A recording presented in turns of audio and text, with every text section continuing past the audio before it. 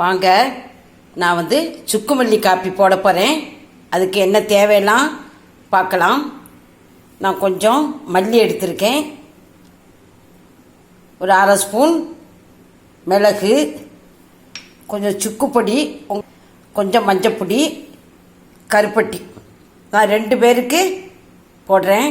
இந்த மிளகையும் மல்லியும் நம்ம பொடிச்சிட்டு வந்துடலாம்.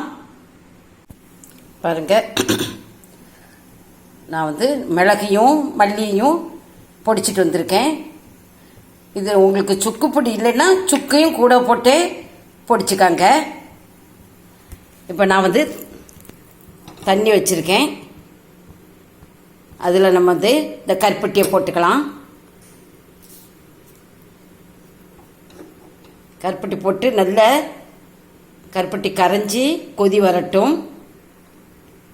பாருங்கள், நல்லா கொதிக்க ஆரம்பிச்சிருச்சு. இப்போ நம்ம இந்த மிளகு மல்லியும் பொடிச்சு வச்சுருக்கோம்ல, அதையும் போட்டுக்கலாம். சுக்கு, கொஞ்சம் மஞ்சப்பொடி,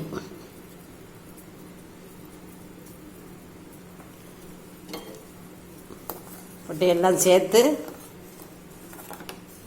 கொஞ்சம் கொதிக்கட்டும். நமக்கு உணவே மருந்துங்கிற மாதிரி இந்த மாதிரி நம்ம செய்து அடிக்கடி குடிச்சுக்கிட்டோன்னா நமக்கு இந்த சளி பிரச்சனை, வறட்டு இருமல் எதுவுமே வராது.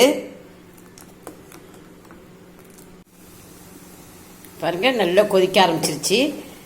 நான் ஸ்டவ் ஆஃப் பண்ணிட்டேன். ஆஃப் பண்ணிவிட்டு நம்ம ஒரு பிளேட்டை போட்டு ஒரு 2 நிமிஷம் அப்படி மூடி வச்சிடலாம்.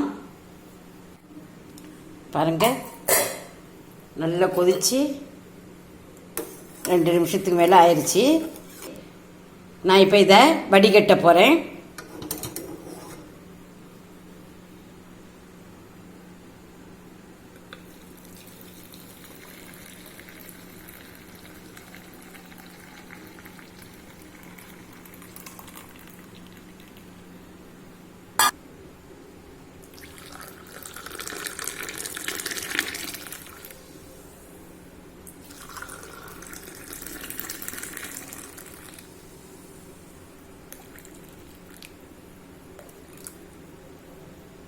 பாருங்கள், சுக்குமல்லி காப்பி ரெடி ஆயிடுச்சு.